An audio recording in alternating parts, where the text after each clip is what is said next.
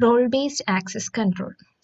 In addition to the traditional discretionary access control and mandatory access control, a form of access control that is widely used in real-time systems are the role-based access control.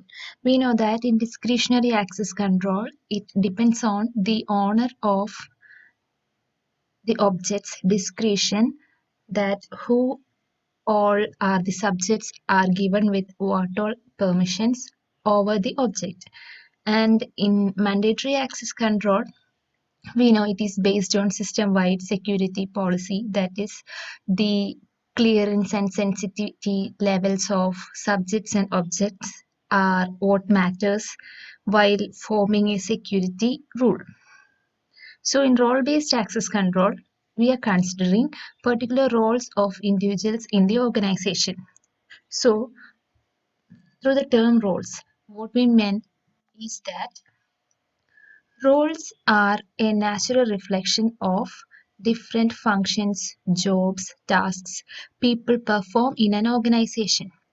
A high-level perspective of a role is that of a collection of job functions or tasks. A role is simply a set of functions or tasks that an individual can perform in an organization. Here are some of the examples of roles in organization. For example, in an organization like hospital, some of the roles that occur over there includes chief medical officer, surgeon, consulting physician, warden, intern, nurse, etc. So there will be a single person or more than one person who are sharing such roles, and there will be particular permissions assigned for each roles. So the key task in implementation of role-based access control is the assignment of permissions to the roles. That is the most primary task they consider, which is more important in case of role-based access control, is the assignment of permissions to the roles. And another important mapping in role-based access control is the assignment of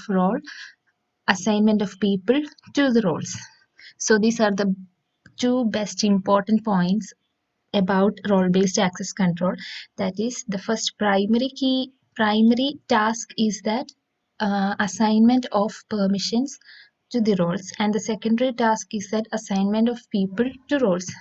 And there will be multiple persons who are assigned to the same role. That is, they are explaining it with an example over here. They are considering the secretary of a department head.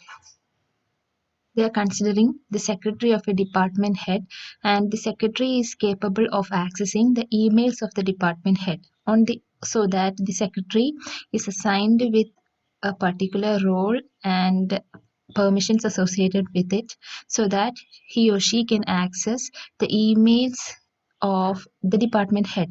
On the other hand, the secretary is also a staff, and he is also having another role of a staff, so he can access the staff performance related works too. But the two roles must not bring issues like the secretary must not access the personal information of other staffs. There can be chances like the idea of role is closely related to the group.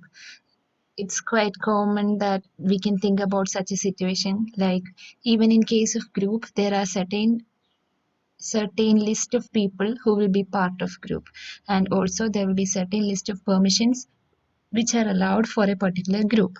In case of role 2, there are certain people who are assigned with the same role, and the role will be assigned with particular set of permissions. But the following points explain that the role and the group are not the same. In case of role-based access control, the primary concern is the mapping of roles to the permission, and it's the secondary concern of them is to map or is to provide the role or to assign the role to the users. And it's said that the mapping of roles to the permission is more stable, but the assigning of people with certain roles is dynamic in nature, because the assignment of people or certain roles can change frequently. But in case of a group, the composition of group is paramount. That is, in typical operating system, it is much easier to find the members of the group. So the first concern is about who all are part of the group or who all are the members of the group. And it is found that the permissions assigned to the group is not that visible.